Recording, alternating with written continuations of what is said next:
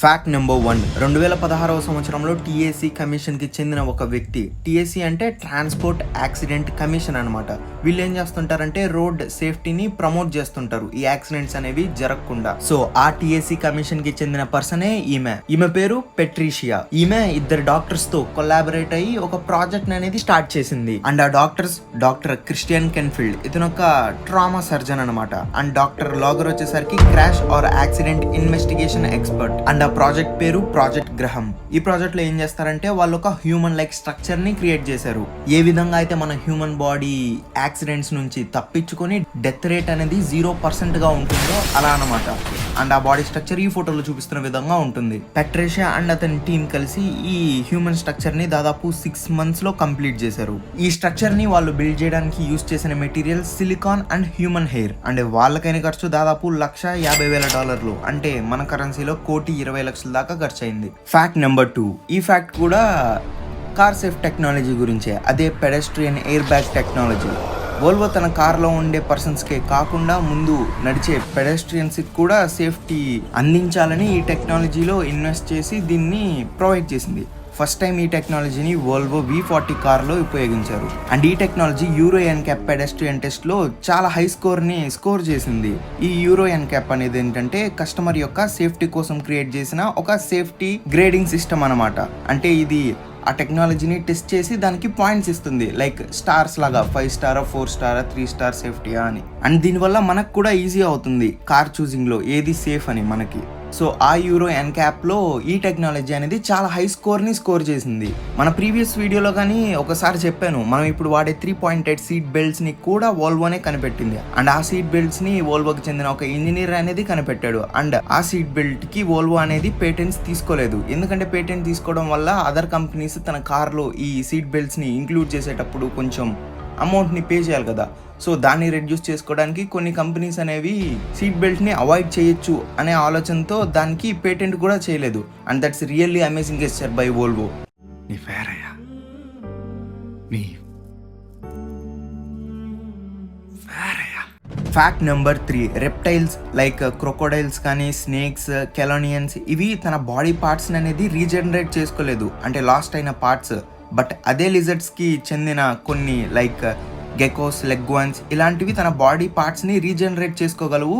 Defence మెకానిజంలో ఒక భాగంగా సైంటిస్టులు ఇంకా డీప్ గా అబ్జర్వ్ చేసింది ఏంటంటే ఈ లిజర్డ్స్ లోనే కొన్ని తన body parts like heart, brain, skin ని కూడా రీజనరేట్ చేసుకోగలవు అని. బట్ ఇప్పుడు మనం మాట్లాడుకోబోయేది ఫ్లాట్ వార్మ్స్ గురించి. ఫ్లాట్ వార్మ్స్ కూడా లిజర్డ్ లాగే తన బాడీ పార్ట్ అనేది కట్ అయిపోతే రీఫార్మ్ అవ్వగలదు. ఇప్పుడు మనం ఆ ప్లాట్ఫామ్స్ గురించి మాట్లాడుకోవడానికి ఈ బాడీ రీఫార్మేషన్ అనేది ఇంపార్టెంట్ కాదు. ఇంకా ఇంట్రెస్టింగ్ విషయం అనేది ఈ ప్లాట్ఫామ్స్లో మనం గమనించవచ్చు. అదేంటంటే ఈ ప్లాట్ఫామ్స్లో తన హాఫ్ బాడీ కట్ అయిపోయినప్పుడు అది మళ్ళీ రీఫార్మ్ అవుతుంది కదా. సో ఆ రీఫార్మ్ అయినప్పుడు ఆ పాతగా కట్ అయిన వామ్ తాలూకా బ్రెయిన్ అనేది మళ్ళీ రీజనరేట్ అవుతుంది. అంటే ఆ మెమరీస్ అన్నీ ఈ కొత్తగా ఫామ్ అయిన వామ్లోకి వస్తాయంట. దానికి మెమరీ వచ్చిందని ఎలా తెలుసుకున్నారని మీరు అడగచ్చు. అంటే మన మనుషుల్లాగా దాన్ని ప్రీవియస్ బ్రెయిన్కి సంబంధించిన క్వశ్చన్స్ అయితే అడగలేం కదా. సో దీనికి సంబంధించిన రీసెర్చ్ని తాల్ షమాట్, మైకెల్ లెవిన్ అనేది కండక్ట్ చేశారు. వాళ్ళు ఈ ప్లాట్ఫామ్స్కి లైట్ని ఎలా టాలరేట్ చేసుకోవాలో నేర్పించారు. అంటే ఈ ప్లాట్ఫామ్స్కి లైట్ అంటే కొంచెం భయం అనమాట. ఈ లైట్ని అది టాలరేట్ చేసుకోలేదు. సో ఈ ఇద్దరు సైంటిస్టులు ఒక కంప్యూటర్ ఆపరేటర్స్ని సృష్టించారు. అదే ఈ ప్లాట్ఫామ్స్కి ట్రైనింగ్ అనేది ఇస్తుంది 10 days పాటు. అంటే ఈ ఫోటోలో చూపిస్తున్న విధంగా ఉన్న ఈ పెట్రీ డిష్లో బ్రైట్ లైట్ అనేది పెట్టి దాంట్లో ఈ ప్లాట్ఫామ్ తాలూకా ఫుడ్ అనేది పెడతారు. సో నార్మల్గా అయితే అది వెళ్ళదు కదా అక్కడ బ్రైట్ లైట్ ఉందని. సో దానికి ట్రైనింగ్ ఇచ్చి ఆ బ్రైట్ లైట్లో కూడా తన ఫుడ్ని వెళ్ళి తీసుకునే విధంగా దీనికి ట్రైనింగ్ ఇచ్చారు. సో ఇదే లెర్నింగ్ ప్రాసెస్ని 10 days పాటు ఆ ప్లాట్ఫామ్స్కి ఇచ్చారు. అండ్ తర్వాత ఆ ప్లాట్ఫామ్ యొక్క హెడ్ని అయితే కట్ చేశారు. అండ్ ఆ హెడ్ రీజనరేషన్కి వాళ్ళు ఇచ్చిన టైం 14 days అనమాట. అండ్ కొత్తగా ఫామ్ అయిన ఈ ప్లాట్ఫామ్కి ఫుడ్ ఇచ్చినప్పుడు ఫస్ట్ టైం అయితే అది డెనీ చేసింది, అంటే తినలేకపోయింది. బట్ సెకండ్ టైం నుంచి అది ప్రీవియస్గా ఏ విధంగా అయితే ఆ లైట్లో వెళ్ళి తన ఫుడ్ని తీసుకుందో అదే విధంగా తన ఫుడ్ని తీసుకుంది. అంటే తన ఓల్డ్ మెమరీ అనేది మళ్ళీ బ్యాకప్ అయింది, అంటే తిరిగి వచ్చింది. And that's really amazing. Fact number 4. ఇప్పుడు చెప్పబోయే ఫ్యాక్ట్ని మోస్ట్లీ అందరూ ఎక్స్పీరియన్స్ అయ్యే ఉంటారు. అంటే మనం రోజు చూసే మేఘాలు డిఫరెంట్ షేప్స్లో అనేది ఉంటాయి. బట్ మన బ్రెయిన్ అనేది కొన్ని డిఫరెంట్ షేప్స్ని ఒక మీనింగ్ఫుల్ థింగ్గా అనేది మార్చుకుంటుంది, ఏదైతే అక్కడ నిజానికి అసలు ఉండదు. అండ్ ఈ ఫినామినన్ని సైన్స్ ఏమంటుందంటే పెరైడోలియా ఎఫెక్ట్ అని అంటుంది. అండ్ ఆ పెరైడోలియా ఎఫెక్ట్ని మీరు కూడా ఇప్పుడు ఫీల్ అవ్వండి.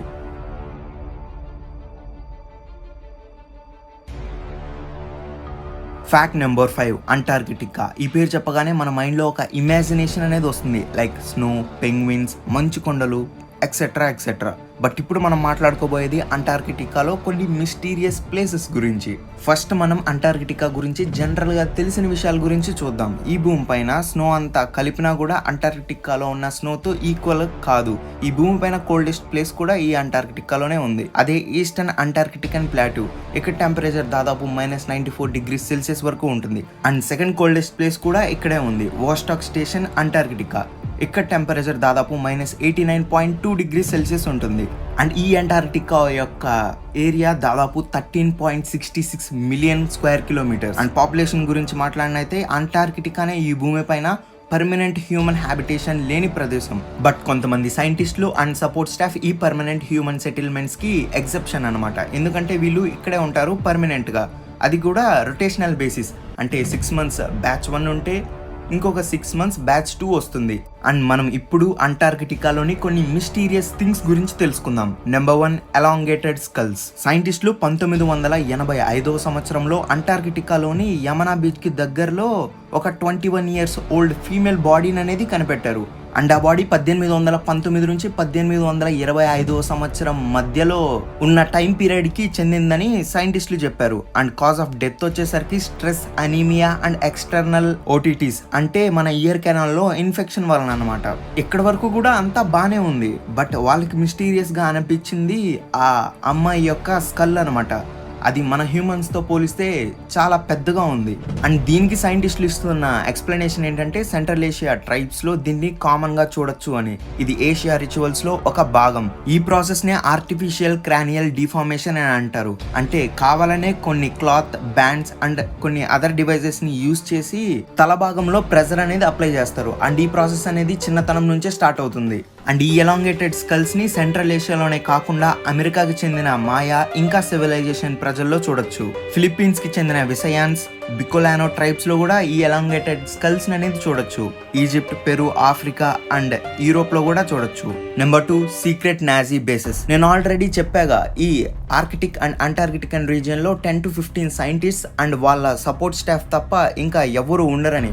బట్ హిట్లర్ తన సీక్రెట్ ఆర్మీతో 1939వ సంవత్సరంలో, అంటే వరల్డ్ వార్ 2 స్టార్ట్ అయిన టైంలో ఈ నాజీ బేసెస్లో వాళ్ళకి ఫుడ్ షార్టేజ్ అనేది వస్తుందేమో అని వాళ్ళకి అత్యవసరమైన things like oil, food, milk, cheese అన్నిటిని కూడా ఈ సీక్రెట్ ఆర్మీ చేత ఆ నాజీ బేసెస్లో ఉంచారు. అండ్ ఈ ప్రాసెస్ యొక్క పేరు ఆర్ మిషన్ యొక్క పేరు ష్వాబెన్లాండ్ ఎక్స్పెడిషన్. ఈ సీక్రెట్ నాజీ మిలిటరీ బేస్ని రష్యన్ సైంటిస్టులు కనిపెట్టారు. అండ్ 1942లో ఈ బేసెస్ యొక్క కన్స్ట్రక్షన్ అనేది ఫుల్లీ కంప్లీటెడ్గా ఉంది అని వాళ్ళు తెలియజేశారు. అండ్ ఆ మిలిటరీ బేసెస్లో వాళ్ళకి దాదాపు 500 ఆబ్జెక్ట్స్ వరకు దొరికాయని వాళ్ళు తెలియజేశారు, like emails, rusted bullets etcetera. ఈ మిలిటరీ బేసెస్ని అది కన్స్ట్రక్ట్ చేసిన 72 సంవత్సరాల తర్వాత కనిపెట్టారు, అంటే 2014వ సంవత్సరంలో. Number 3, blood water falls. ఈ బ్లడ్ వాటర్ ఫాల్స్ అనేది మొట్టమొదటిసారిగా 1911వ సంవత్సరంలో ఒక ఆస్ట్రేలియన్ ఎక్స్ప్లోరర్ గ్రిఫిత్ టైలర్ అనే వ్యక్తి కనిపెట్టాడు. ఈ గ్రిఫిత్ అండ్ అతని పక్కనున్న అదర్ ఎక్స్ప్లోరర్స్ ఏమనుకున్నారంటే ఈ రెడ్ కలర్ అనేది ఈ వాటర్ ఫాల్స్ లో ఎందుకు వస్తుందంటే ఆల్గే కారణంగా, అదే రెడ్ ఆల్గే వలన. బట్ ఈ బ్లడ్ వాటర్ ఫాల్స్ వెనుకున్న రీజన్ అయితే ఇది కాదు. సైంటిస్టులు దీన్ని కనుక్కోవడానికి దాదాపు 100 years టైం అయితే పట్టింది. దీని వెనుకున్న రియల్ రీజన్ ఏంటంటే ఈ వాటర్ లో ఐరన్ ఆక్సైడ్ కంటెంట్ ఎక్కువ ఉండడమే. ఈ ఐరన్ ఆక్సైడ్ ఎప్పుడైతే ఎయిర్ తో రియాక్ట్ అవుతుందో, అంటే గాలితో రియాక్ట్ అవుతుందో, అది ఆక్సిడైజేషన్ ప్రాసెస్ కింద వెళ్ళి రస్ట్ కలర్ లో ఫామ్ అవుతుంది. సో ఆ రస్ట్ కలరే మనకి ఈ రెడ్ కలర్ లో బ్లడ్ లాగా కనిపిస్తుంది. Number 4, under water lakes. Already మనకు తెలుసు ఇక్కడ టెంపరేచర్ అనేది ఎంత దారుణంగా ఉంటుందో. వాటర్ కూడా గడ్డగట్టిన స్టేజ్ లో ఉంటుంది, లైక్ రివర్స్, లేక్స్ అన్నీ కూడా గడ్డగట్టే ఉంటాయి. సో అంత థిక్ ఐస్ కింద ఏదైనా లివింగ్ ఆర్గానిజం ఉంది అనుకోవడానికే చాలా కష్టంగా ఉంటుంది. బట్ సైంటిస్టులు ఎన్నో అండర్ గ్రౌండ్ లేక్స్ అనేది కనిపెట్టారు. సైంటిస్టులు ఎస్టిమేట్ చేస్తుంది ఏంటంటే ఈ 3 కిలోమీటర్స్ థిక్నెస్ ఉన్న ఐస్ కింద దాదాపు 400 లేక్స్ వరకు ఉన్నాయని. అండ్ వాటర్ ఇంత దారుణమైన టెంపరేచర్లో కూడా లిక్విడ్ స్టేట్లో ఎందుకుందంటే బయట ఉన్న అట్మాస్ఫియరిక్ ప్రెజర్ వల్ల అండ్ ఎర్త్ కోర్ నుంచి వచ్చే హీట్ వల్ల కూడా హెల్ప్ అవుతుంది ఈ వాటర్కి లిక్విడ్ స్టేట్లో ఉండడానికి. అండ్ ఈ లేక్స్లో ఎన్నో లివింగ్ ఆర్గానిజమ్స్ ఉన్నాయని సైంటిస్టులు చెప్తున్నారు. అండ్ ఆ టెంపరేచర్స్కి ఈ ఆర్గానిజమ్స్ అనేవి ఫుల్లీ అడాప్టెడ్గా ఉన్నాయి. అండ్ అక్కడుండే లేక్స్లో టెంపరేచర్ దాదాపు -3 డిగ్రీ సెల్సియస్ వరకు ఉంటుందని సైంటిస్టులు చెప్తున్నారు. అండ్ ఆ లేక్స్ పైన ఫామ్ అయిన ఈ స్నోని తీసుకొని టెస్ట్ చేస్తే అది దాదాపు 20 మిలియన్ ఇయర్స్ బ్యాక్ ఫామ్ అయిన స్నో అని తెలిసింది. అండ్ ఈ మ్యాటర్ని కూడా రష్యన్ సైంటిస్టులు లేక్ వాస్టాక్ అనే లేక్ పైన డీప్ హోల్స్ని క్రియేట్ చేసి కనిపెట్టారు 1990ల కాలంలో. Number 5 singing ice. ఈ సింగింగ్ ఐస్ గురించి తెలుసుకునే ముందు ఫస్ట్ మనం ఒక ఐస్ షెల్ఫ్ అంటే ఏంటో చూద్దాం.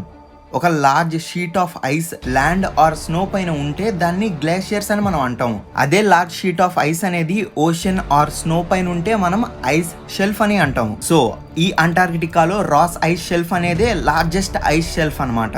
అండ్ ఈ ఐస్ షెల్ఫ్ కొన్ని 100 మీటర్లు థిక్గా ఉంటుంది అండ్ 5 లక్షల స్క్వేర్ కిలోమీటర్స్ వరకు ఇది విస్తరించి ఉంటుంది. సైంటిస్టులు కనిపెట్టింది ఏంటంటే ఈ రోస్ ఐస్ షెల్ఫ్ పైన ఒక మెలోడీ సౌండ్ అనేది ప్రొడ్యూస్ అవుతుంది గాలి ఈ ఐస్ షెల్ఫ్స్ ని టచ్ అయినప్పుడు. ఈ గాలులు క్రియేట్ చేసిన వైబ్రేషన్స్ వల్లే ఈ మెలోడీ సౌండ్ అనేది ప్రొడ్యూస్ అవుతుందంట.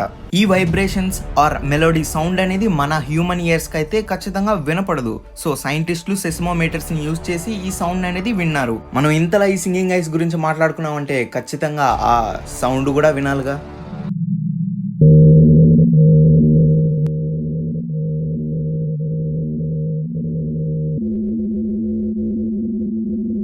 అండ్ ప్రెసెంట్ అయితే సైంటిస్టులు ఆ ఐస్ షెల్ఫ్స్ పైన అంతా కూడా సెస్మోమీటర్స్ ని అమర్చి ఆ సౌండ్ వేవ్స్ ని మానిటర్ చేస్తూ ఉన్నారు. ఎందుకంటే ఎన్విరాన్మెంటల్ చేంజెస్ బట్టి ఆ మెలోడీ యొక్క ట్యూన్ అనేది మారుతుంది. లైక్ స్నోఫాల్ అప్పుడు ఒకలాగా, స్నో స్ట్రామ్ అప్పుడు ఒకలాగా అనమాట.